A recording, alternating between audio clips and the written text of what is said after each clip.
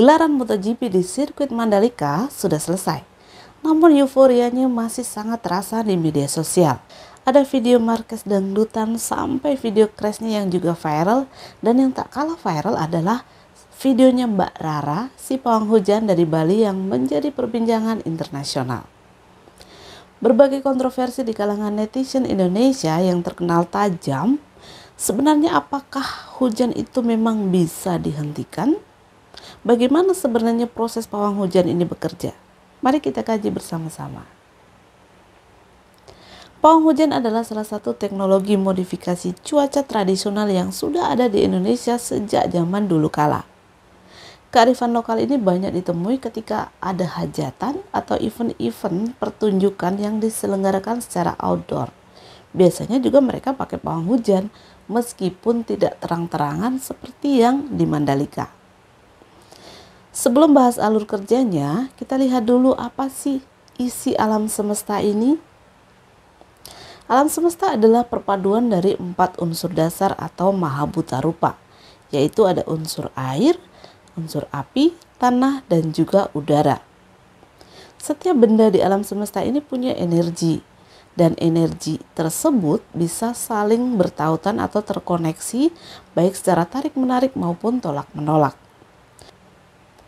Keempat unsur tadi bisa saling mempengaruhi. Misalnya, unsur api bisa mematikan air, udara bisa mempengaruhi munculnya api, kemudian air juga bisa menghancurkan unsur padat. Hujan adalah hasil dari evaporasi, transpirasi, dan kondensasi yang mencapai titik jenuh sehingga terjadi presipitasi atau hujan. Awan mengandung muatan elektron. Nah, muatan elektron inilah yang dimanfaatkan oleh para praktisi pawang hujan untuk dimanipulasi dengan tenaga dalam atau bioenergi. Dengan cara-cara tertentu, bioenergi bisa mempengaruhi medan magnetik suatu benda atau disebut juga telekinesis, termasuk awan. Pawang hujan bukan menghentikan proses presipitasi dikembalikan ke langit, melainkan dengan 2 opsi, yaitu menggeser awan yang sudah terkondensasi tadi ke tempat lain atau dengan menahannya selama kurun waktu tertentu, yaitu selama berlangsungnya acara. Dengan memainkan medan magnetik, pawang hujan tidak hanya dapat memindahkan atau menahan, tetapi juga dengan cara menurunkan atau menyedot sehingga menjadi hujan, atau sekedar mendatangkan awan dari tempat lain supaya tempat tersebut menjadi mendung atau teduh. Hal ini tidak bisa dilakukan dengan sentuhan langsung ke awan yang ada di langit, melainkan dengan media. Medianya apa? Medianya adalah udara. Ya, udara itu kan sifatnya bergerak. Gerakan itu bisa diberi dorongan atau disebut juga gaya. Dalam bahasa fisikanya gaya. Ingat sifat-sifat gaya? Gaya bisa mengubah bentuk suatu benda. Gaya bisa mengubah arah benda. Gaya bisa mengubah benda diam menjadi bergerak atau sebaliknya. Dan gaya juga dapat merubah kecepatan benda. Nah, jelas kan? Awan adalah benda. Benda bisa diberi gaya, makanya awan bisa digerakkan. Contoh kecil, jika kita letakkan segumpal kapas di tangan kita, kemudian kita tiup, maka kapas itu akan bergerak sesuai dengan dorongan udara yang keluar dari mulut kita. Dalam skala besar, awan juga seperti itu. Ketika ada tiupan udara, maka awan dapat bergeser ke tempat lain. Pawang hujan profesional biasanya akan menggeser awan tersebut ke arah laut supaya tidak mengganggu daerah lain. Namun hal ini juga tergantung faktor arah angin. Karena jika melawan arah angin, energi yang dibutuhkan itu akan lebih besar untuk menggerakkan awan. Nah, masalahnya adalah yang bisa menggerakkan atau memberikan gaya tiupan ke awan itu bukan sembarang orang. Hanya orang-orang tertentu yang punya kelebihan atau kemampuan yang bisa melakukannya. Kekuatan untuk menggerakkan awan itu dengan tenaga dalam atau bioenergi bisa bermacam-macam. Bagi yang bioenerginya kuat, itu bisa dengan cara kerja dari jauh. Tetapi yang tidak cukup kuat mungkin harus di tempat lokasi di mana tempat itu diinginkan tidak hujan. Cara kerja pawang hujan itu bisa bermacam-macam. Saya akan berikan contohnya 3. Yang pertama adalah dengan melatih kekuatan batin atau kekuatan pikiran. Pikiran yang terlatih dan terpusat dapat menghasilkan bioenergi atau bahasa awamnya bisa disebut kesaktian. Nah, bioenergi inilah yang digunakan untuk memanipulasi benda, termasuk awan tadi. Cara melatih kekuatan pikiran bisa dengan meditasi. Meditasi dengan objek tertentu, misalnya dengan objek api, air, udara, tanah, cahaya, atau yang lainnya. Ada juga yang menggunakan cara bertapa. Cara bertapa itu misalnya dengan berpuasa selama kurun waktu tertentu, sama sekali tidak makan, atau tidak tidur sama sekali, atau makan tapi hanya tertentu saja yang tidak berasa atau mutih. Kemudian bisa juga ini disebut sebagai laku tirakat kalau orang Jawa ya. Laku tirakat ini biasanya dilakukan dengan niat tertentu, misalnya salah satunya adalah supaya punya kekuatan batin atau kekuatan fisik. Itu yang pertama. Yang kedua, menggunakan media perantara. Yang dimaksud dengan media perantara di sini adalah entitas atau makhluk-makhluk non-manusia. Di alam semesta ini, manusia bukan satu-satunya penghuni. Ada penghuni lain yang tidak kita lihat karena dimensinya berbeda. Perbedaan dimensi ini bisa diseberangi oleh orang-orang yang punya kemampuan untuk berkomunikasi dengan mereka.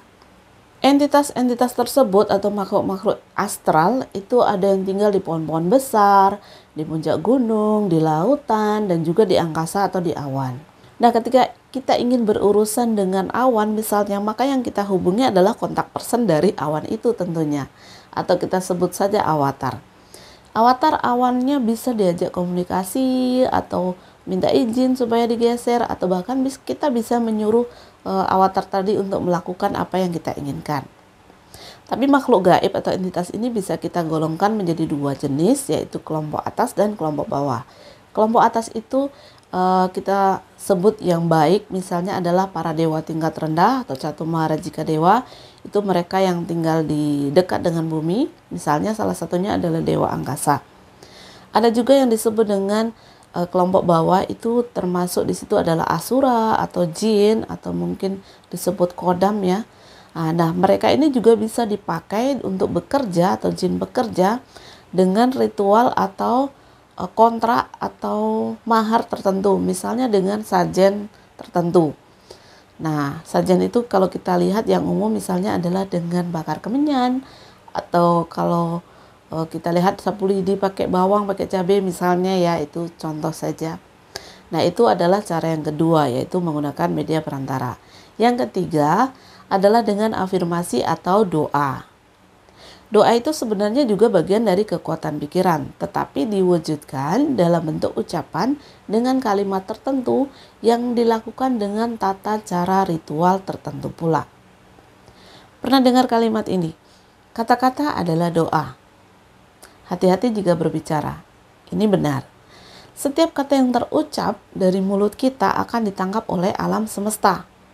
Alam semesta akan mencari kesesuaian energi dengan kata-kata yang kita ucapkan, dan akhirnya bisa kembali kepada kita dalam bentuk peristiwa atau hal atau kondisi sesuai dengan apa yang kita ucapkan tadi. Makanya hati-hati jika kita berkata-kata yang tidak baik, itu bisa jadi kembali kepada kita.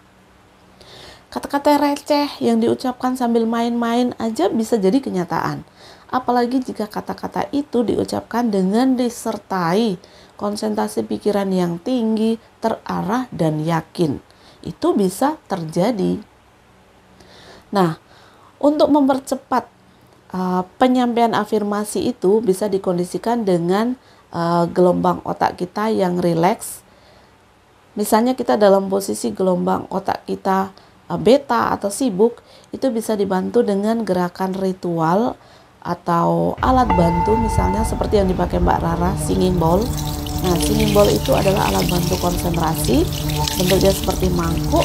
Ketika dipukul dia akan mengeluarkan bunyi yang khas dan itu akan langsung sampai ke otak.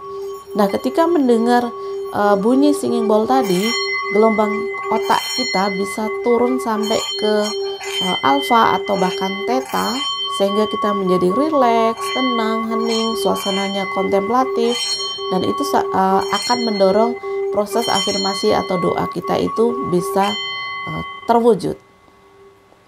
Terkait dengan doa atau afirmasi ini, kapan sih sebenarnya waktu yang tepat? Waktu malam itu dibagi menjadi 4 kelompok atau 4 jaga. Jaga yang pertama adalah jam 6 sore sampai jam 10 malam. Jaga kedua jam 10 malam sampai jam 2 pagi. Jaga ketiga itu jam 2 pagi sampai jam 4. Jaga keempat itu jam 4 pagi sampai fajar.